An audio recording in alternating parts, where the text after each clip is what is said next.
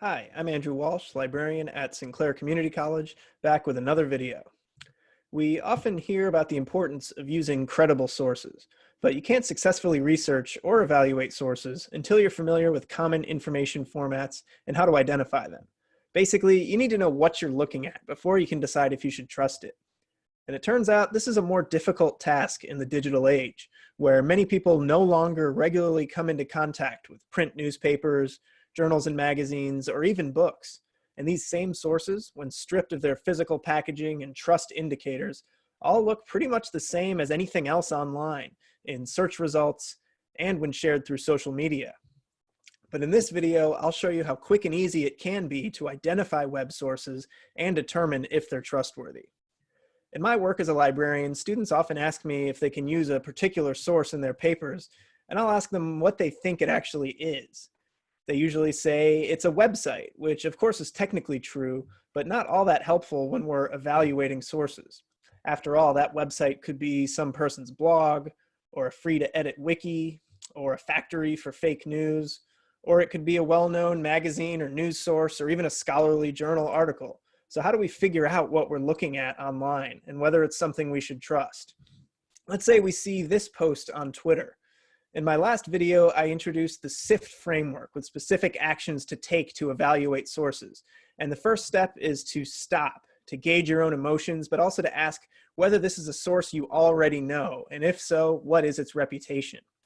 Some would say here that Twitter is my source, but that's not quite right. Instead, Twitter is just the place where we found this source. We need to click through to the story to make sure that this guy's social media post accurately captures what the actual article says.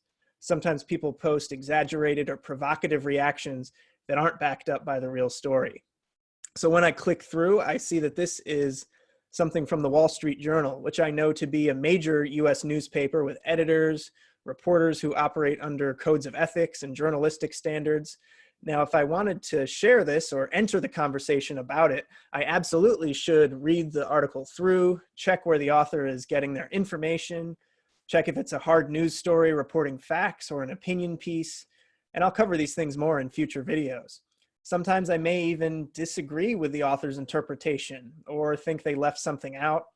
And it's also true that this particular paper is business focused and it skews more conservative than the other major US papers. But for now, it's important that I understand this is a news article published by a major well-known source, not any of the other things we may find on Twitter, like a random blog or a propaganda piece or sales pitch masquerading as objective information. So this first step, identifying our source format and the publisher's reputation before I reward it with my attention, is a crucial part of being information literate in the digital age. But more importantly, what about when you don't recognize the name of a website? The key is to get off the page by doing a little research, and I mean just a few seconds, about the website to figure out what it is and who is responsible. So let's say I see another post on Twitter that makes some claims about some politician. So I'm going to go on live on the web for this one because that's a little more fun than slides, right? So here we are. And again, remember that we want to click through from Twitter to the actual website that is linked here. And let's say that I don't recognize this source. So how do I take that crucial first step of identifying what this actually is? Now, some evaluation approaches tell us to go through a long list of criteria to determine if a website is credible. So for example, I can see that this is a .com URL. It's even asking me for money to subscribe, and there's a big ad before I even get to the story. The website is called the Christian Science Monitor, so who knows, maybe there's some sort of bias here. So if I was to judge this website based solely on factors like this, I might conclude it isn't trustworthy. But remember that it's faster and much more helpful to ask the rest of the internet what it actually is. So I could type Christian Science Monitor into Google or Wikipedia to see what they say about it. There's actually an even quicker shortcut for this type of research. If I delete everything after the domain name, so after the .com here, and if I just add the word Wikipedia and hit search, it should trigger a search that takes us directly to the correct article in Wikipedia. Note how that just took a couple of seconds. So if I do a little bit of research on this Christian Science Monitor, I will find out that it's actually a major news organization dating back to 1908 as a daily newspaper. It has a major print circulation today. It's actually won 7 Pulitzer Prizes. And even more importantly, it says that it's not a religious themed paper and doesn't promote the doctrine of its patron church. So what I see here is that this is a legitimate major news organization. It is worth asking about the fact that we're using Wikipedia here, since isn't that an untrustworthy source? Well, the fact that it is an encyclopedia and it doesn't have a named author for its articles make it not a great source to cite directly for a paper. But for this type of investigation of summarizing, what a source actually is, maybe identifying potential bias or conflict of interest, I find Wikipedia to be the best resource there is. So let's do a few more examples. So let's say that I come across this source, which is an article on National Report, which I've never actually heard of. I can see this makes a really bold claim. It looks a little bit questionable. So again, I could take several minutes to look around here, see if I think the site seems trustworthy, or I can take just a couple of seconds to do our Wikipedia trick. So remember, delete everything after the end of the domain name, add the word Wikipedia, and see what we find. And in this case, I don't even need to click through to the Wikipedia article. I just look in the description that this is a well-known fake news website that posts either joke or satire articles. If I do click to read more about it, I will learn that this site's articles have actually been taken seriously by some real media outlets from time to time. So I guess those outlets forgot about the importance of investigating the source. But here, I just did a couple seconds of research and I automatically know that this is not a site to take seriously. Let's do another example. Let's say I land on this website through some online searching or social media. This is on a website called ResearchGate. And the title of this piece of content sounds a little more formal. And I see some words like citation, references, abstract, things that suggest this may be more academic in nature. But again, if I'm not really familiar with what ResearchGate is, let's do our Wikipedia trick to kind of see what we can figure out about this thing that we're on. So again, delete everything after the domain name, add Wikipedia.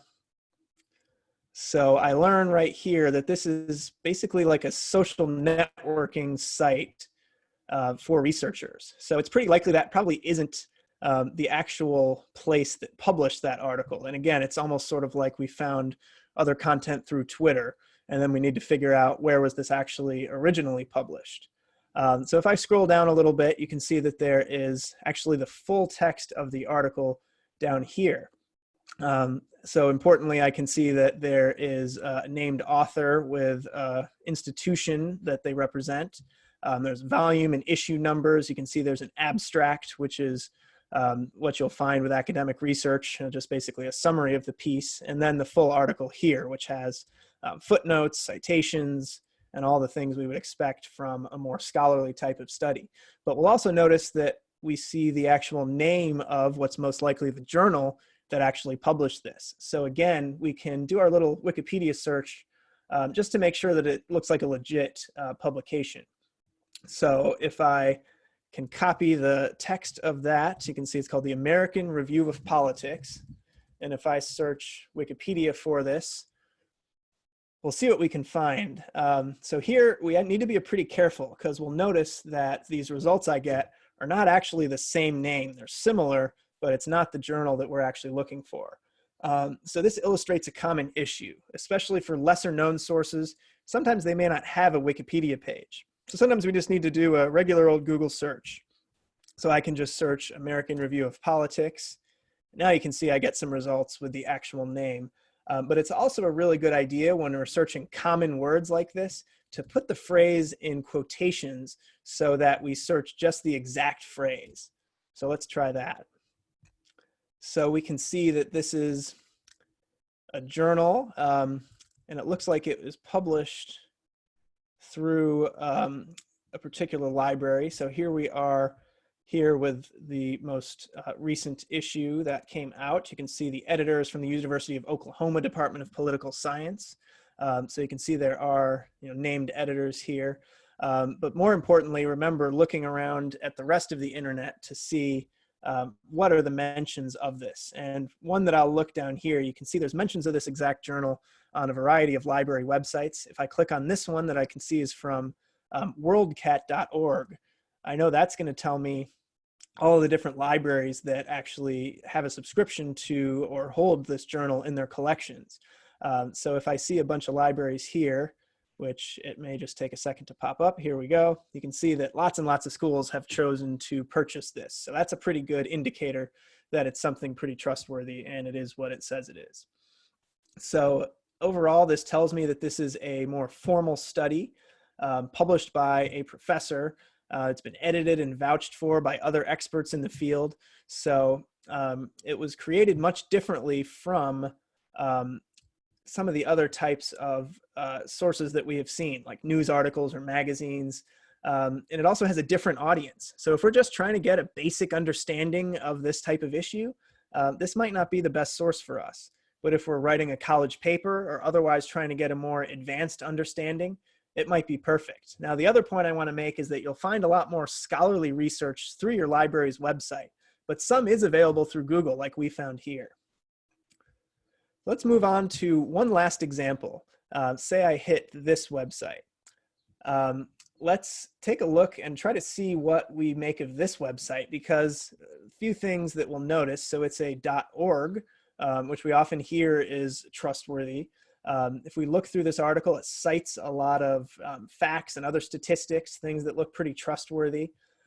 So if we try to learn a little bit about this website and we click on the About Us page, we will see that there is an awful lot that looks this is supposedly an organization that is working to expand healthcare access, protect our most vulnerable, all good things. It shows a lot of trustworthy groups that look to be involved. But again, remember that we don't just want to rely on what the site says about itself. Instead, we just want to use the internet to do 10 quick seconds of research. I've already wasted more than that, even reading what I have so far. So again, remember to strip everything out after the URL and type in Wikipedia. So in this case, you can see it, I have to go down a couple to see the actual Wikipedia article, but if I click on this, it's going to tell me that this organization is actually an alliance of health insurance companies and pharmaceutical lobbyists, and their main mission is to prevent legislation that will lead to single-payer healthcare. It's been labeled a dark money organization and an insurance industry front group. So this is different from that fake news website I saw before. Most of the facts that this group's webpage cites are probably correct. But what I need to take away from this is that the sponsors of this website have a clear agenda that's going to affect their credibility. So again, it's not that everything is totally made up, but rather I need to take that mission and ideology into account. And I'm not going to find that out just by reading the webpage itself. It's crucial to do this external research to understand that before that I use it. So sometimes research assignments will say no internet sources or no websites. This may be a valid strategy for getting students to use the library website, but it's not really true that there's anything automatically lower quality about sources on the web. We find some bad sources. We saw quite a few here, but plenty of good ones too. The important lesson to take away is really how to do that type of investigation. And again, remembering those steps that you can take, and we'll dig into the last couple in my next video. So hope to see you then.